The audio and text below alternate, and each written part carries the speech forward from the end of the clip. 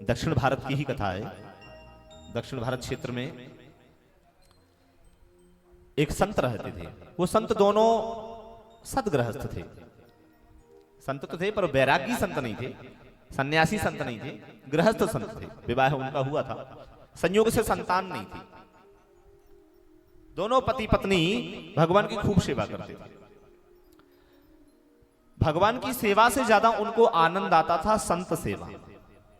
उनका नित्य प्रति नियम था कि एक संत को कम से कम भोजन कराएंगे, एक ब्राह्मण को या एक संत कोई घर में आए उसको भोजन कराएंगे ही। ज्यादा कुछ संपन्न तो थे नहीं, पर लेकिन ये है कि भंडारा जो होता ना वो बढ़ता ही है। अब जैसे हमारे महाराज जी भी भंडारा करवाते हैं तो वो सोचेंगे 100 लोगों का तो 200 लोग अपने आप होने लग जाएंगे, क्योंकि भंडारा वृद्धि को प्राप्त होता है, तभी तो उसका नाम भंडारा है। तो धीरे धीरे वहां संख्या बढ़ने लग गई उनके घर में।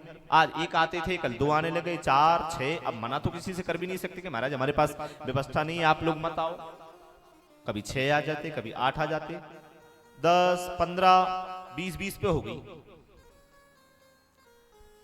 अब तो महाराज और बढ़ते बढ़ते 50-100 पे पहुंच गई। जितना इनके पास धन था वही भी खत्म हो गया। और फिर भगवान थोड़े से हमारे कौतुकी हैं, वो परीक्षा भी लेने के लिए तैयार हो जाते हैं। जब ज्यादा कोई भक्ति करता है तो भगवान एक बार थोड़ी सी परीक्षा लेने के लिए हो जाते हैं कि जरा इसकी परीक्षा भी ले ली। तो भगवान परीक्षा लेने के लिए भगवान ने भी संख्या बढ़वाई दी संतों की। 4-5 संत और भेज देते, 50-50, 100-100 संत जाते प्रतिदिन भोजन करने। कुछ भी नहीं बचा, उधार लेना प्रारंभ कर दिया। ये उधार ले लिया, वो उधार ले लिया। जो घर में विवाह के आभूषण थे वह भी महाराज सब चले गए, कुछ भी नहीं बचा। अब तो कोई उधार भी नहीं देता, अन्य गांव से भी कोई उधार नहीं देता, अपने गांव से भी कोई उधार नहीं। अरे सब तो तुमने लौटाए दिया, हमारे लौटाओगे कहां से?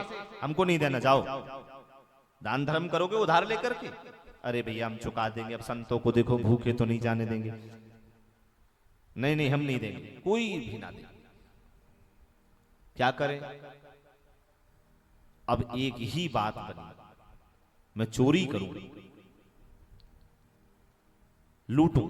मैं धन कहीं से राहगीरों से अगर धन में लूट करके लाऊंगा उससे संतों का भोजन हो जाएगा, क्योंकि कोई उधार तो देता नहीं है।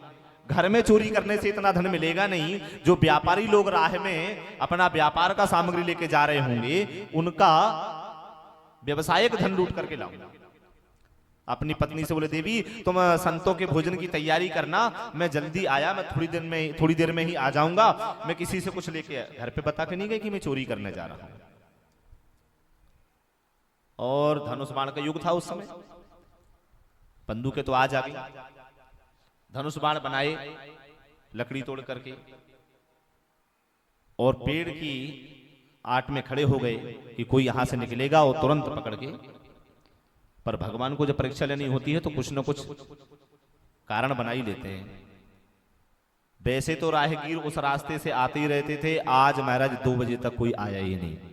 सुबह 9 बजे से बैठे बैठे बैठे बैठे 2 बज गए, एक भी राहगीर नहीं।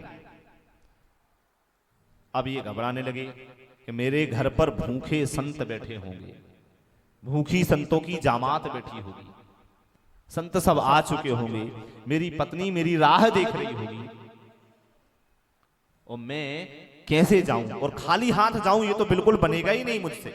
और खाली हाथ अगर जाऊंगा तो मेरे घर से संत भी भूखे पेट चले जाएंगे, और संत अगर भूखे पेट जाएंगे तो मेरी पत्नी तो प्राण छोड़ ही देगी, क्योंकि उसने आज तक अपने जीवन में कभी अपने घर से संतों को भूखा जाने ही नहीं दिया।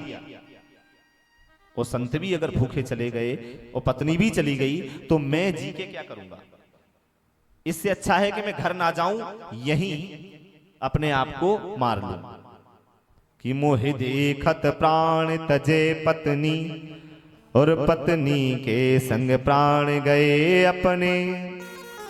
वन से न विनीत चले बनते, उल्टे धनुआ पर तीर तने। इसलिए मैं घर जाऊंगा नहीं, यही अपने आप को नष्ट कर लूंगा। क्या करूं? तो जो धनुष बाण बनाए थे दूसरों को मारने के लिए, वही धनुष बाण जो खड़े हुए थे उसको उल्टा ले लिया। बोले बाण हमारी छाती में ही चला जाएगा सीधा। अब उल्टा बाण लेकर के खड़े हो गए। भगवान द्वारिकाधीश द्वारिका में विराजमान थे, लक्ष्मी जी चरण सेवा में थी। भगवान ने देखा, ओ हो,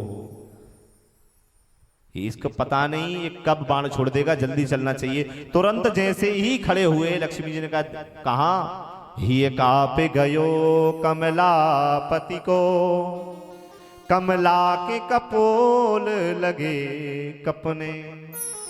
द्वारिकाधीश तुरंत वहां से खड़े हो गए। प्रभु कहां जा रहे हो? देवी भक्त ने बुलाया है, जाना पड़े। अरे मैं भी साथ चलती हूं।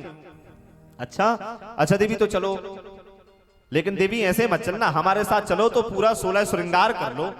आज लक्ष्मी मैया को पूरा 16 श्रृंगार करवाया, जितना आभूषण वो पहन सकती थी सारा आभूषण पहनवाया। भगवान ने भी आज सारा आभूषण पहना। लक्ष्मी मैया सोच रही है, वाह प्रभु